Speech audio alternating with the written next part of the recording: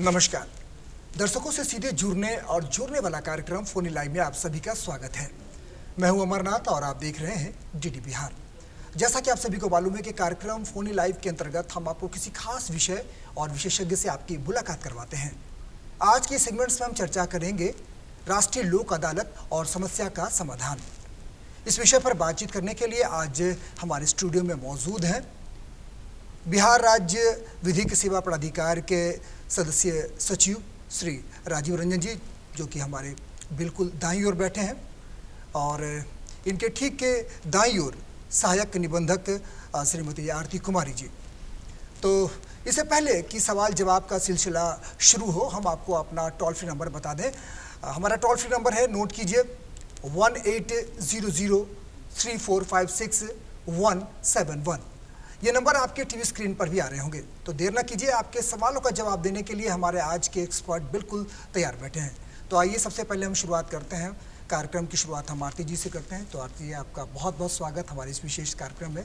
Thank you. तो सबसे पहले तो हमारा सवाल हमारे दर्शक जानना चाहेंगे कि लोक अदालत कैसे काम करती है और कैसे जो है लोग इसका लाभ ले सकते हैं। बिल्कुल सही। इसके पहले मैं ये बताना चाहती हूँ कि इसका आधार क्या है, ये आया कैसे है, उसके बाद मैं चलती हूँ कि इससे लाभ कैसे ले सकते हैं। तो हम जब देखते हैं समाज को, तो मनुष्य एक सामाजिक प्राणी है और समाज में रहते हुए किसी भी बात को लेकर विवाद हो जाना बहुत ही आम बात है। तो हमारे लिए ज़रूरी यह हो जाता है कि उस विवाद को उतनी ही सरल तरीके से सुलझाना, और यहाँ पर लोक अदालत की भूमिका बहुत अहम हो जाती है। तो हम जो आम लोग हैं, उन लोगों के मन में एक भ्रांति आ गई है कि जो कोर्ट कचहरी के मसले में क्यों पड़ना, हमारा आर्थिक क्षति होता है, मानसिक शारीरिक क्षति होती है। तो ऐसे में उनका जो राइट है वो अगर वायलेट भी होता है तो वो कोर्ट की तरफ रुख नहीं कर पाते हैं, बहुत सारे कारणों की वजह से, आर्थिक क्षमता नहीं होने की वजह से। ऐसे में जो वैकल्पिक विवाद निस्तारण की जो प्रक्रिया आई है उभर कर, वो एक बहुत ही कारगर साबित हुई है। तो लोक अदालत उसी का एक भाग है। तो लोक अदालत जो है हमारा, इसका आधार जो है एक इनकी संकल्पना जो है पंचायतों पर आधारित है। और नए परिवेश में अगर कहें तो हमारा जो संविधान है उसका 42वां संशोधन हुआ, जिससे अनुच्छेद 39A में आर्थिक न्याय का शब्द को जोड़ा गया। तो इससे क्या होता है कि हमारी लोक अदालत जो आई है अभी हमारे बीच है, वो बेसिकली दो पर्पस के लिए है।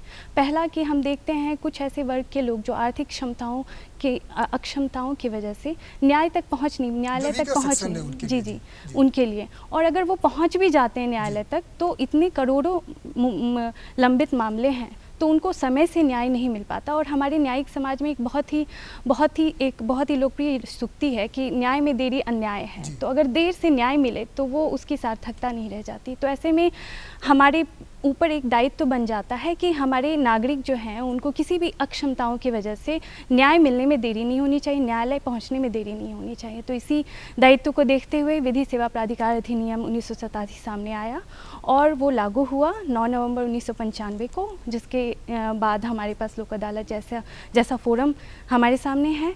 तो लोक अदालत में बेसिकली दो पक्षकारों की सहमति से उस वाद को सुलझाया जाता है और दोनों पक्ष, ये पूर्ण समाधान होता है किसी भी विवाद का, को मन में कोई क्लेश नहीं रह जाता। राजीव सर, राष्ट्रीय लोक अदालत के बारे में हमारे दर्शक के ये बिल्कुल ये उनके बारे में ये सवाल उठ रहे होंगे कि कौन कौन से मामलों का जो है इसमें सुनवाई होती है, डिस्पोजल किया जाता है।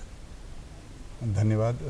जैसे पहले मैं बता देना चाहता हूं कि 11/9/2021 को ये लोक अदालत, राष्ट्रीय लोक अदालत होने जा रहा है।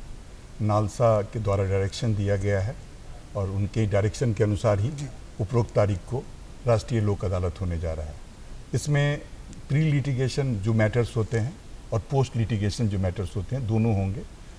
प्री लिटिगेशन मैटर जो अभी विवाद हैं, वाद नहीं बने हैं, और पोस्ट लिटिगेशन मैटर जो वाद बन चुके हैं और कोर्ट में केस जा चुके हैं, ऐसे दोनों तरह के मामले होंगे।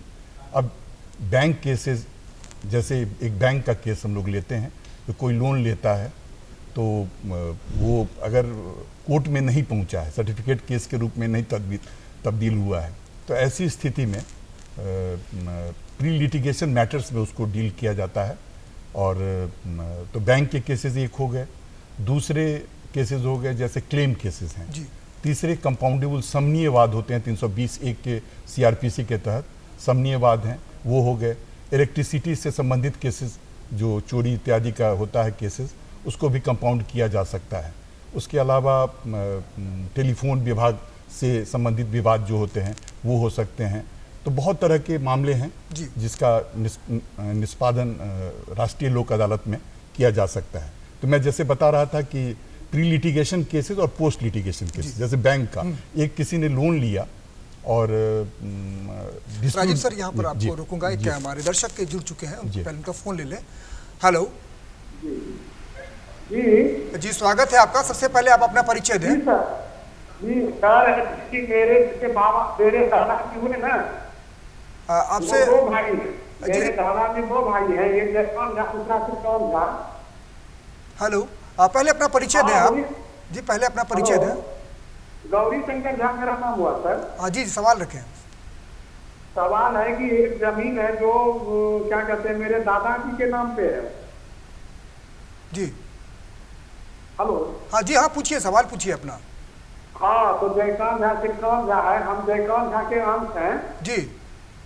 त्रिकौन झा का जो फतेदार है वो हम लोगों को जमीन नहीं देना चाहता है, जबकि मेरे बाबूजी चारों भाई गुजर गए हैं सर, क्या करें उसके लिए? जी जैसे धन्यवाद गौरीकांत जी।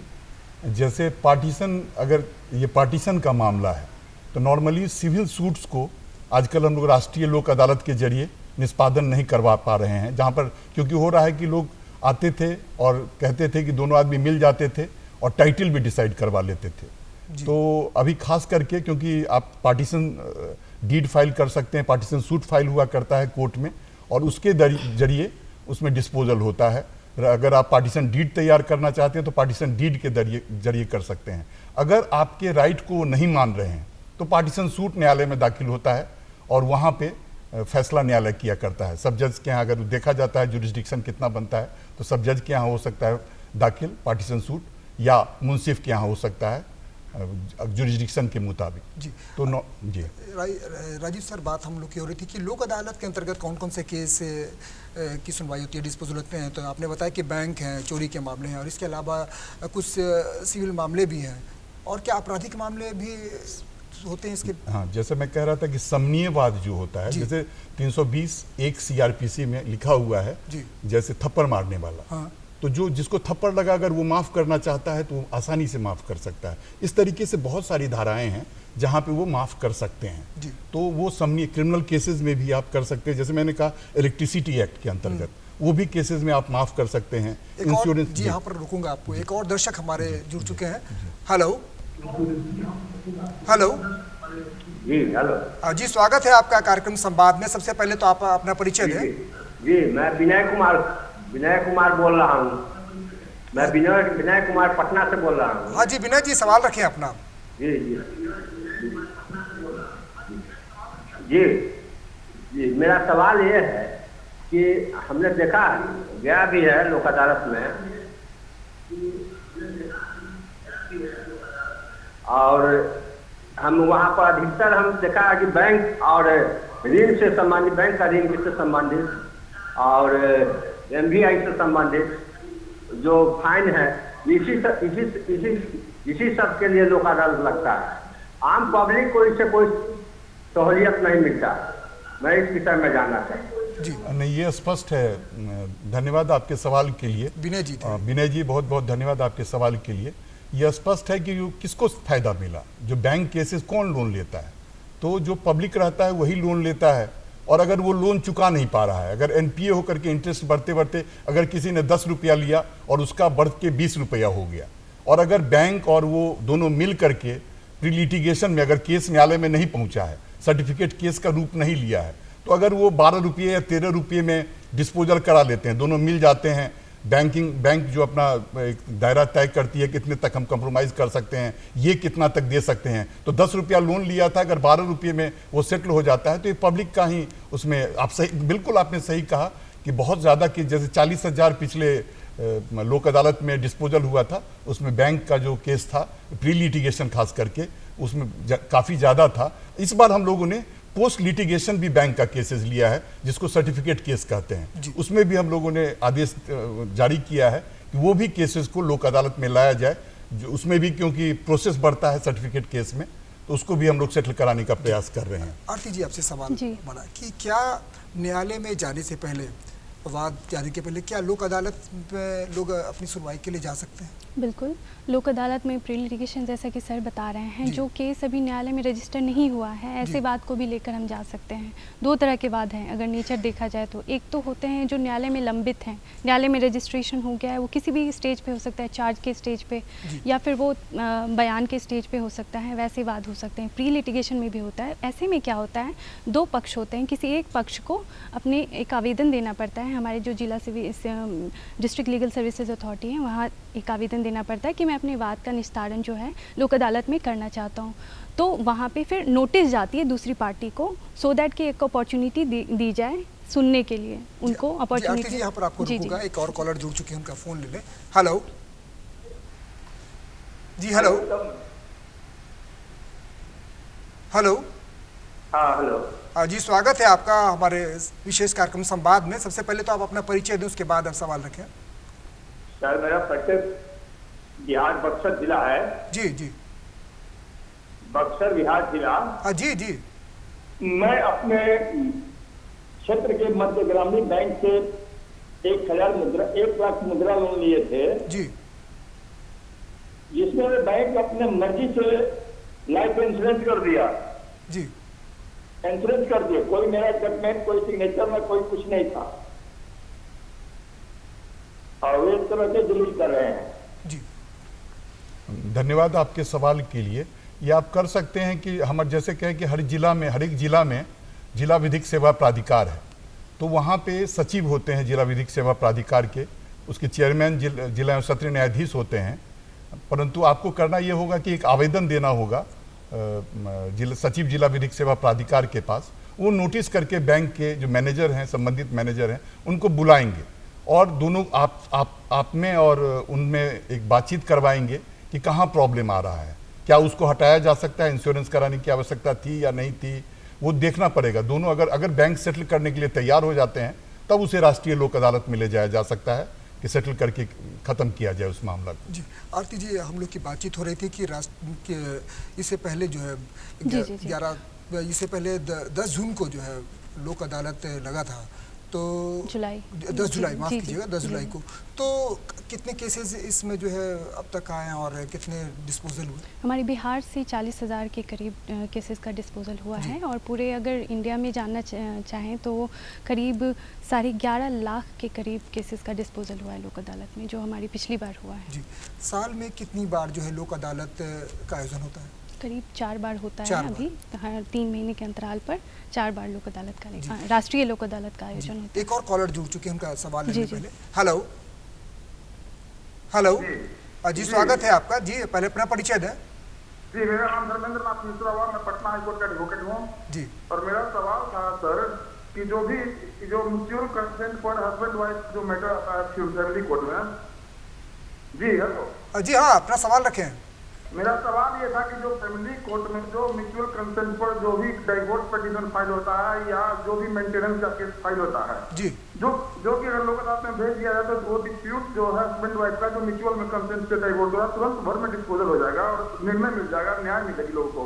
लेकिन ये कोर्ट क्यों भेजने में आपत्ति करती है लोक अदालत में? इसको मीडिएशन में भेजकर क्यों लिंग बनाती है? इसके लिए क्या प्राधिकार एक्शन ले सकता है हमारे लिए? यहाँ पर जो में आते हैं पीड़ित लोग, उनको एक न्याय मिल जाए, तो न्याय मिल जाए। धन्यवाद आपके सवाल के लिए। फैमिली कोर्ट्स मैटर जो खास करके डाइवोर्स वाला जो आप बात कर रहे हैं, डाइवोर्स वाला मैटर नहीं जा सकता है राष्ट्रीय लोक अदालत। किसी भी लोक अदालत में डाइवोर्स का मैटर को नहीं भेजा जा सकता है। मेंटेनेंस का, क्योंकि हम लोग के यहाँ एक जैसे आप देखिएगा पाइएगा कि जो 7 जन्मों का बंधन होता है, तो उसमें कुछ एक रिस्ट्रिक्शंस है। फैमिली कोर्ट में डाइवोर्स केस फाइल करने के लिए वो पीरियड बांधा गया है, फिर रिकन्सिलेशन पति पत्नी के बीच कराया जाता है, तो इसलिए डाइवोर्स केस नहीं जाता है। जहाँ तक 125 का ताल्लुकात है, बिल्कुल आप सही कह रहे हैं कि ये सब केस जाना नहीं चाहिए। अगर एक बच्चा अपने पिताजी से चाहता है कि उसको मेंटेनेंस मिले, उसकी पत्नी चाहती है अपने पिताजी से कि मेंटेनेंस मिले, तो उस निश्चित तौर पर ये सब केस बिल्कुल नहीं आना चाहिए और ये प्री लिटिगेशन में ही खत्म हो जाए। तो पहले तो उनके परिवार वाले को ही खत्म कर लेना चाहिए, वहाँ पे नहीं होता है तब सचिव जिला विधिक सेवा प्राधिकार हैं, वहाँ पर प्री लिटिगेशन मामले में वो पिटीशन दायर कर सकते हैं और उसके बाद नोटिस दूसरे पक्ष को जाएगा। अगर पति आते हैं, वो तैयार हो जाते हैं, वहीं पर मामला खत्म हो जाएगा। जब कोर्ट में आ जाता है तो पर भी आप बिल्कुल सही कहे हैं, उसको मीडिएटर को भेजा जाता है और मीडिएटर को भेज करके कंपलसरी है, कानून में फैमिली कोर्ट एक्ट में वो कंपलसरी है कि मीडिएटर को भेजा जाता है और भेज करके सेटल कराने का प्रयास किया जाता है। राजीव सर, लोक अदालत में जो दो पक्षकार होते हैं, क्या वो अपने अधिवक्ताओं को रख सकते हैं? क्या उनको अधिवक्ताओं के अपने अधिवक्ताओं के लिए जो है उन्हें फीस पे करना होता है?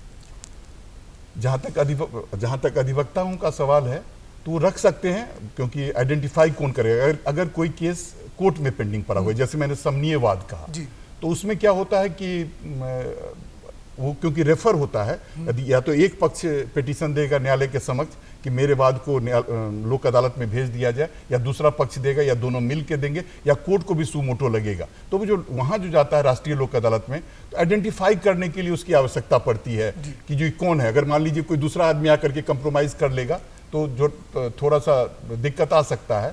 तो इसीलिए अगर अधिवक्ता, विद्वान अधिवक्ता जाते हैं पोस्ट लिटिगेशन केस में, प्री लिटिगेशन केस में जरूरत नहीं पड़ती है। राइट सर, यहाँ पर आपको रुकूंगा। यहाँ पर हमारे एक और कॉलर जुड़ चुके हैं, उनका फोन ले लें। हेलो जी सर, सुनील कुमार बोल रहा हूँ, मुंगेर जिला से, जमालपुर से। जी, आपका स्वागत है सुनील जी, अपना सवाल रखें।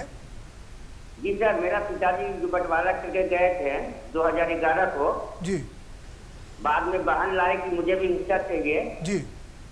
उसके बाद हम लोग जो है समझौता के तहत बहन कुंभार को भी दे दिए जी, जो भी मांगी। हेलो जी सर।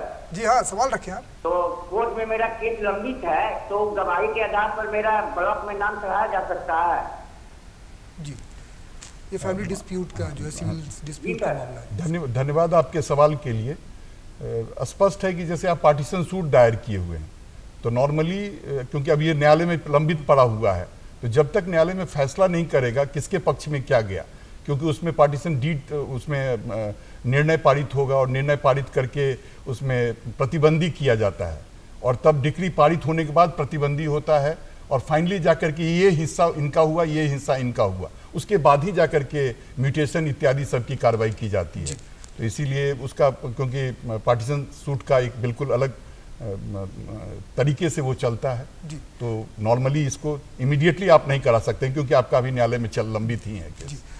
आरती जी, राष्ट्रीय लोक अदालत में अगर दोनों पक्षों के बीच समाधान के लिए जो सुनवाई हो रही है, अगर इत्तेफाक से जो है अगर सुलह का रास्ता नहीं निकलता है, तो फिर क्या विकल्प बचता है? इसका विकल्प यह होता है कि अगर समाधान के बाद भी सुलह नहीं हो पाता है और राज़ी नहीं हो पाते हैं वो सुलह के लिए, तो उस केस को वापस उसी न्यायालय में भेजा जाता है जहां से वो रेफ़र किया गया था, और उसी स्टेज से उस न्यायालय में प्रोसीडिंग आगे बढ़ती है। जी राजीव सर, सवाल को जारी रखते हुए कि लोक अदालत के बारे में, कि स्थायी और अस्थायी जो अदालत होते हैं, तो हम चाहेंगे कि हमारे दर्शक को इसके बारे में जानकारी दें। आपने सही सवाल किया है, बहुत इम्पोर्टेंट सवाल है, और फ्यूचर में ये आने जा रहा है।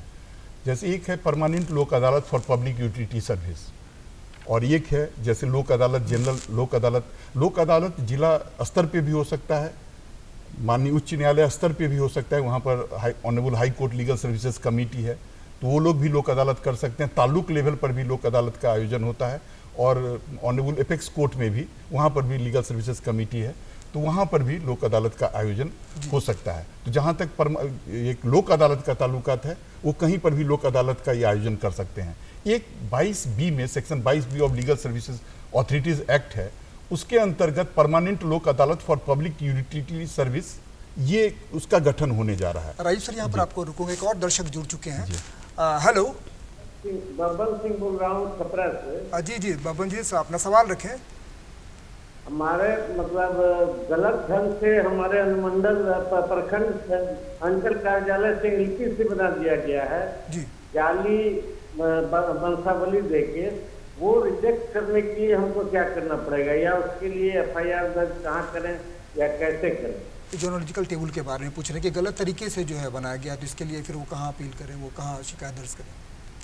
अगर ऐसा है, आपके सवाल का जवाब इस तरीके से मैं दे सकता हूं कि अगर ऑफेंस कमिट हुआ है, अगर कोई भी अपराध आपको ऐसा प्रतीत होता है कि ये आपराधिक मामला बनता है, तब तो अगर जहां पे वो हुआ है उसका संबंधित थाना होगा, वहाँ पे थाना में आपको केस करना होगा, या तो आपको न्यायालय में जाकर के कंप्लेंट केस दायर करना होगा। ये इस तरीके से आपका ग्रीवांसेस रिड्रेस हो सकता है। जी आरती जी, लोक अदालत की ओर से जो पारित जो फैसला होता है दोनों पक्षों के लिए, तो क्या वो बाध्यकारी होता है? और अगर कोई पक्ष अगर जाना चाहे तो वो कहाँ अपील करे? अगर यह लोक अदालत का जो फैसला है वो पक्षकारों ने कानूनी रूप से लिया हुआ है, कानूनी तौर पर कोई इसमें फ्रॉड या कोर्शन का यूज़ नहीं हुआ है, तो वह दोनों पक्षों पर बाध्यकारी होगा और उसकी ये डिक्री के समान ट्रीट किया जाएगा। हालांकि अगर फोर्स कोर्शन यूज़ हुआ है और कानूनी रूप से इसका अवार्ड पारित नहीं किया गया है, तो इसको चैलेंज करने के लिए जो है रिट पिटिशन फाइल कर सकते हैं under article 226, 226, 227 of Indian constitution. Rajiv sir, क्या ट्रांसजेंडरों के लिए जो है राष्ट्रीय लोक अदालत में क्या विशेष सुविधा दी गई है, प्रदान की गई है? अगर ट्रांसजेंडर अगर डिस्प्यूट में वो भी एक पार्टी हैं तब तो कहीं कोई दिक्कत नहीं है। बट कि ट्रांसजेंडर को हम लोग अगर वो सोशल वर्क कर रहे हैं तो पीठ का एक मेंबर हम बना सकते हैं। जैसे बेंच में एक जुडिशियल ऑफिसर रहते हैं, एक विद्वान अधिवक्ता रहते हैं, और एक रिटायर्ड जुडिशियल ऑफिसर रहेंगे या सर्विंग जुडिशियल ऑफिसर, एक विद्वान अधिवक्ता रहेंगे। एक सोशल वर्कर के रूप में ट्रांसजेंडर भी उसमें आ सकते हैं, इस मतलब अगर उसको एक मेंबर के रूप में, पीठ के मेंबर के रूप में, तो वो एक सुविधा है। और दूसरा सुविधा लीगल सर्विसेज ऑथोरिटीज एक्ट 1987 में सेक्शन 12 के अंतर्गत ट्रांसजेंडर को भी अगर वो कोर्ट फी माफ इत्यादि वाला जो होता है वो पिटीशन दायर करते हैं तो उनको लीगल सर्विसेज अथॉरिटी जो होता है उनको जो भी बेनिफिट की आवश्यकता है और कानूनी बेनिफिट दिया जा सकता है वो उन्हें मिल सकता है। आरती जी, लोक अदालत में जो बेंच जो डिसाइड जो होते हैं उसके सदस्य कौन कौन होते हैं? इसके सदस्य 3 हो सकते हैं, लेकिन ये डिस्क्रिप्शन हमारे जिला विधिक सेवा प्राधिकार के ऊपर है कि वो एक तो या तो वो सिटिंग जुडिशियल ऑफिसर होंगे या रिटायर्ड जुडिशियल ऑफिसर होंगे, और दूसरे मेंबर जो हैं वो लीगल प्रैक्टिशनर, लर्नेड एडवोकेट। यहाँ पर आपको रुकूंगा, एक और कॉलर हमारे जुड़ चुके हैं। आज राष्ट्रीय लोक अदालत पर चर्चा हो रही है और दर्शक लगातार जो है हमसे संपर्क में है। जी हेलो। Hello sir. हाँ, स्वागत है आपका। पहले अपना परिचय दें। ये मेरा नाम चंद्रकांत झा है जी। मेरा घर दरभंगा जिला में बेनीपुर अनुमंडल में मेरा घर है, नगर परिषद वार्ड नंबर 27 का मैं निवासी हूँ। उसके बाद में मेरा जो है तो 2015 में हमने केस फाइल किया। वो फर्जरी 100 खतियों बना करके गुंडा बदमाश हमको तंग करता था। वकील साहब को कहे जो सेटल कर दीजिए, गलत है, फर्जरी हट जाएगा। अब तो बहुत दिन हो गया है, अभी 2021 हो गया सर, और मेरा केस फाइनल नहीं होता है। जी धन्यवाद। आपने बताया नहीं कि आपने सिविल केस फाइल किया है या क्रिमिनल केस फाइल किया है।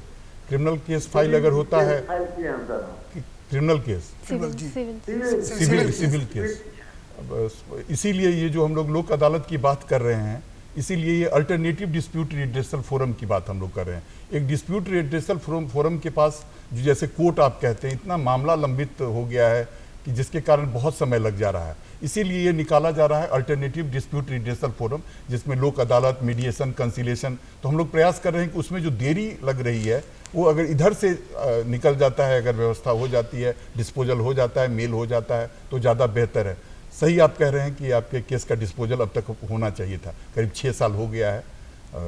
देखिए, क्योंकि ऑनरेबल एपेक्स कोर्ट ने भी लिया है कि जो ज़्यादा जुडिशियल ऑफिसर रहेंगे तो जल्दी जल्दी केस का निपटारा होगा। जी राजीव सर, अपने देश में ज़्यादातर जो मामले जो हैं वो सिविल डिस्प्यूट के ज़्यादा हैं, और इसी कारण जो है केसेस की जो है संख्या लगातार जो है लाखों में नहीं अब करोड़ों में अब होते जा रहा है। तो सरकार लगातार कोशिश कर रही है कि जल्द से जल्द जो है इसका निष्पादन हो, डिस्पोजल हो। एक और महत्वपूर्ण सवाल कि क्या चलंत लोक अदालत की व्यवस्था है हमारे यहाँ? धन्यवाद। ये जो आपने सवाल पूछा, सिविल डिस्प्यूट कम है, बल्कि उसके कारण क्रिमिनल डिस्प्यूट ज़्यादा हो जा रहे हैं। क्रिमिनल डिस्प्यूट्स ज़्यादा हैं पूरे देश में, बल्कि सिविल डिस्प्यूट्स कम हैं। परंतु इसी को दूर करने के लिए बहुत तरह का लोक अदालत का व्यवस्था किया गया। एक चलंत लोक अदालत भी है जो गांव तक लोग जा रहा है। चलंत लोक अदालत अभी कोरोना के कारण इधर रुका हुआ है, परंतु हम कोरोना का जब पीरियड ये खत्म हो जाएगा और जब नॉर्मल सिचुएशन आ जाएगा तब निश्चित तौर पर मैं उम्मीद करता हूं कि चलंत लोक अदालत भी चलेगा, उसमें भी प्री लिटिगेशन और पोस्ट लिटिगेशन दोनों मैटर्स को रखा जाएगा और जितना डिस्पोजल हो सकेगा तो डिस्पोजल होगा। कोरोना काल के दौरान जो है वर्चुअल व्यवस्था लोक अदालत जो है वो जारी की गई, तो यहाँ कहाँ तक ये सफल रहा है? बिल्कुल, ये बहुत अच्छा सफल रहा। हमारा जो एक पैंडेमिक का जो माहौल था, जहाँ पे लोग कोर्ट जा नहीं पा रहे थे, सक्षम नहीं हो पा रहे थे, ऐसे समय में 40,000 केसों का निष्पादन हुआ है। तो एक हमने इसको एक अपॉर्चुनिटी में बदल दिया है। ये जो हमारे लिए एक पैंडेमिक हो गया था, लॉकडाउन हो गया था, इसको एक अपॉर्चुनिटी में बदल दिया और इतनी सारी केसेस का डिस्पोजल हुआ है, क्योंकि हमने एक लोक अदालत ऑर्गेनाइज़ कराया, ई लोक अदालत का के वर्चुअल लोक अदालत, और उसके ज़रिए बहुत सारे केसेस का निष्पादन हुआ है। एक और दर्शक हमारे साथ जुड़ चुके हैं। हेलो, हमारी जमीन का लड़ाई जी सबसे जी दीपनारायण जी हैं समस्तीपुर से। जी हाँ, सवाल रखें दीपनारायण जी अपना। हाँ, तो टाइटल 14 साल तक चला जी। इसके बाद तटबंदी आ गया तो पार्टी का आवेदन देकर के ड्रॉप करा दिया, टाइटल को तटबंदी नहीं आया। तटबंदी में हम जीत गए, सीओ के यहाँ, डीटीसी के यहाँ, डायरेक्टर के यहाँ, पटना डायरेक्टर भी जीत गए। इसके बाद हाई कोर्ट अपील किए, वहाँ भी हम जीत गए। इसके बाद फुल बेंच में अपील किए, वहाँ भी हम जीत गए।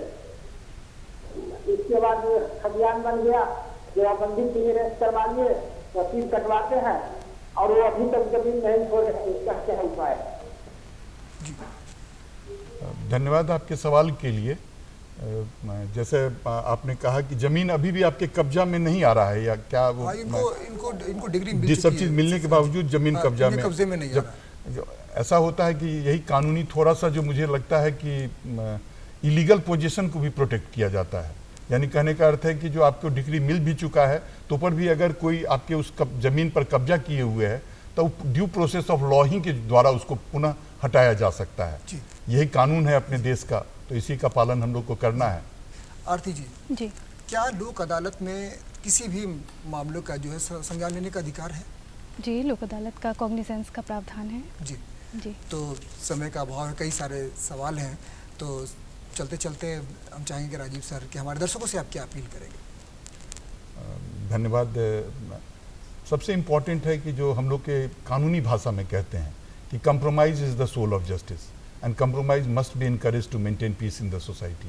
मेल न्याय की आत्मा है और बहुत इंपॉर्टेंट चीज़ होता है। आप समझ लीजिए कि जो जिला में जिला जज साहब, डीएम साहब उसके वाइस चेयरमैन होते हैं, जिला जज उसके अध्यक्ष होते हैं डिस्ट्रिक्ट लीगल सर्विसेज अथॉरिटी के, और एसपी साहब उसके मेंबर होते हैं।